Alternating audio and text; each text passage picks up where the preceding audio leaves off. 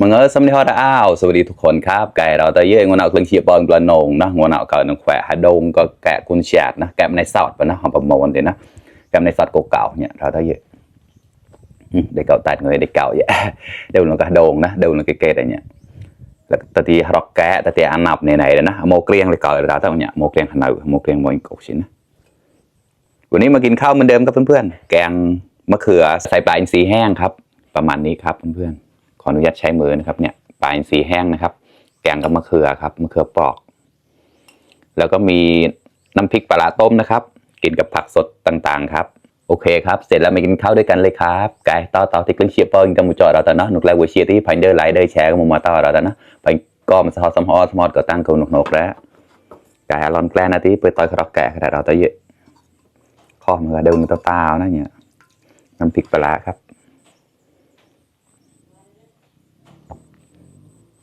พวีกับรอกแกะนะตอนที่เชียร์การหนับแล้วตอนที่ผู้เชียร์แขวะนะวันนี้ฉีดยาทุเรียนไว้ครับหิวข้าวมากๆเลยงวน่าจอดมาให้ดูเรนแล้วเลยเป็นเยอะพอหมดเยอะกว่าอะไรกว่ามาครับเพื่อนๆอร่อย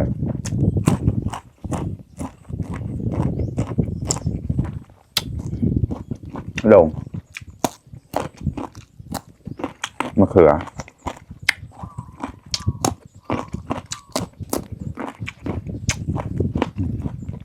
โหระพา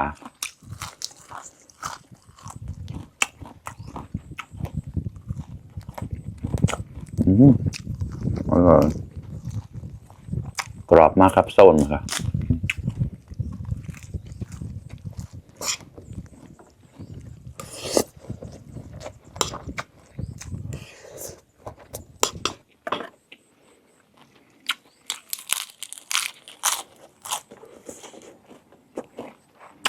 กรอบ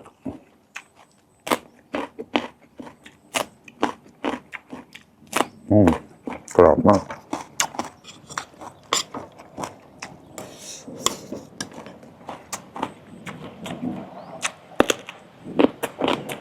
ลงหน่อยนะเหมือนกัน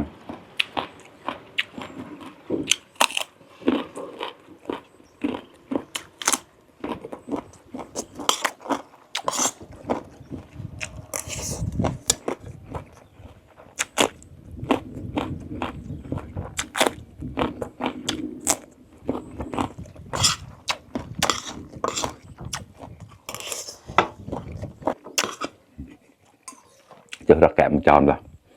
ต่อยอยู่เฉียดแขวะนะระแกะน่ะก็เฉียดขอมแล้วแล้วเดี๋ยวไปเดินมันนะไม่เค็มมากครับอร่อยมากๆครับคลุกข้าวสวยร้อนๆเนี่ยอุ้ยเข้ากัน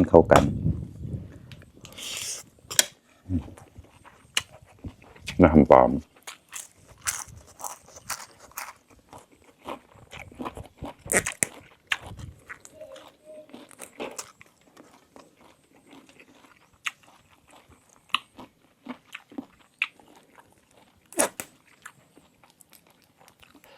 เชียก็จอยมแล้วนะก็มาขอไม่นะเนี่ยจอยมันโมเชียรักแก่แล้วกว่า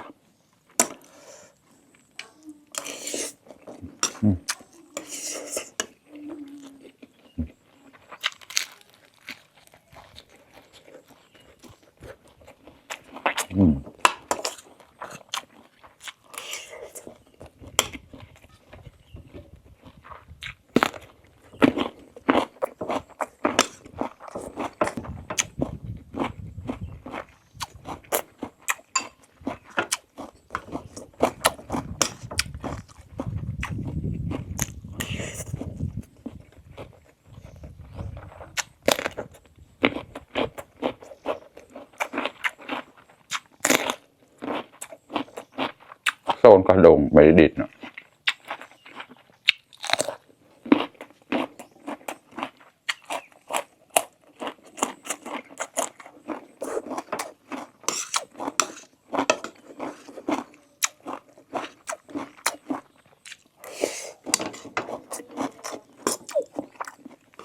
เชียร์รอบต่อกลายเป็นหนาวแล้วนะในอยู่กูเชียร์แกวบแล้วกินแกงกันเลยครับเดี๋ยวไม่ได้กินอีกกินแต่น้ำพริกครับเนี่ยอันดับแรกก็ ตักอันนี้ก่อนเลยครับชิ้นใหญ่ๆเลยครับแกงเองนะครับเดินเก่งๆมันเอาแต่มันก็เดินกับเสียงเลยมันคือเชียเนี่ยเข้มข้นมากเลยครับพริกแกงก็ตำเองครับขอมาครับกรอชิมมะเขือก่อนเจ็บจำดงแปลครับ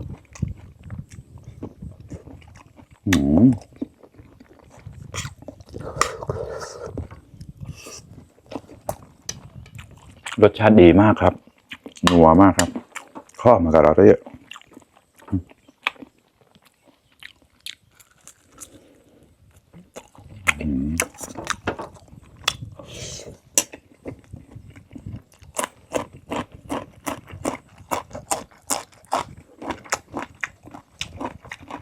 โหระพา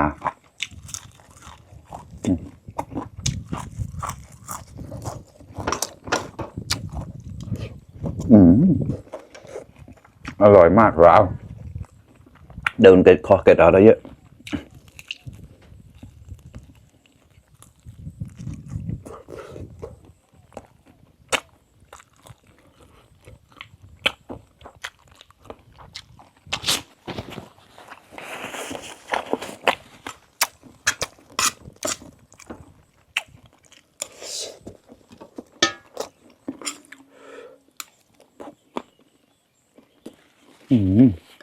ข้อ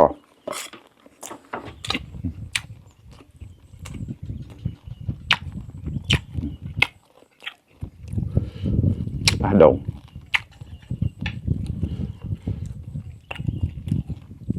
เดินสิได้เลยrồi bên nào nó chạy mà nóเสียในอร่อยมากครับดูสิเข้มข้นมากครับเพื่อนๆได้แกะได้ครอบครับ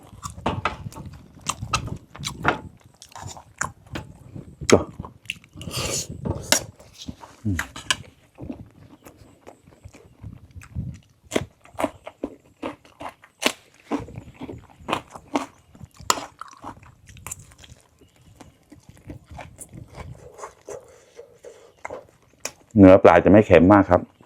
เดิมๆแล้วก็แต่จับ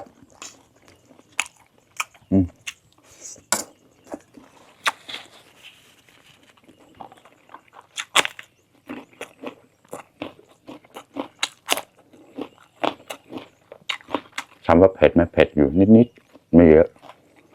แล้วนี่นะ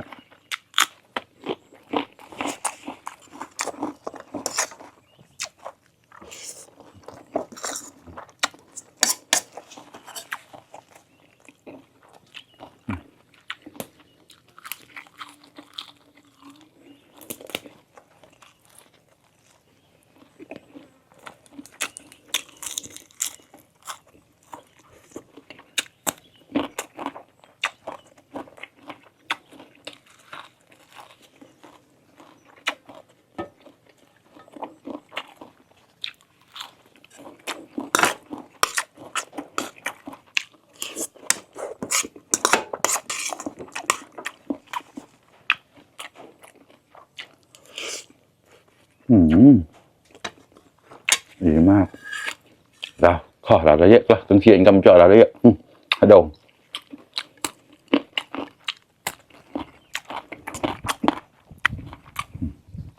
มะเขือชิ้นใหญ่ๆครับอร่อยค่ะ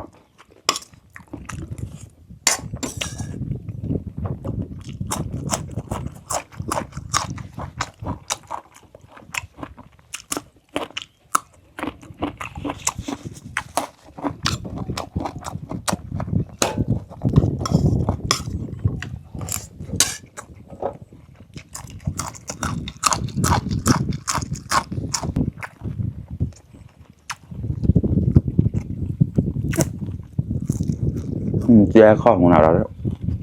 ลมเย็นสดชื่นมากครับวันนี้ไม่ร้อน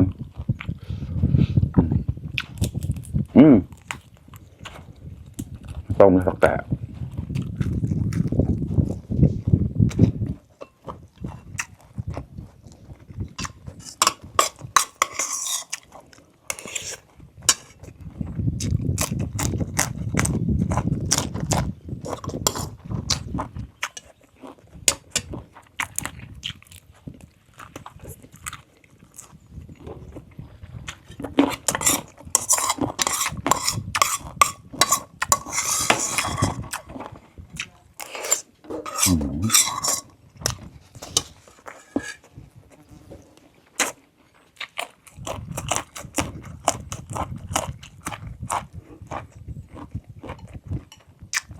đồng rồi.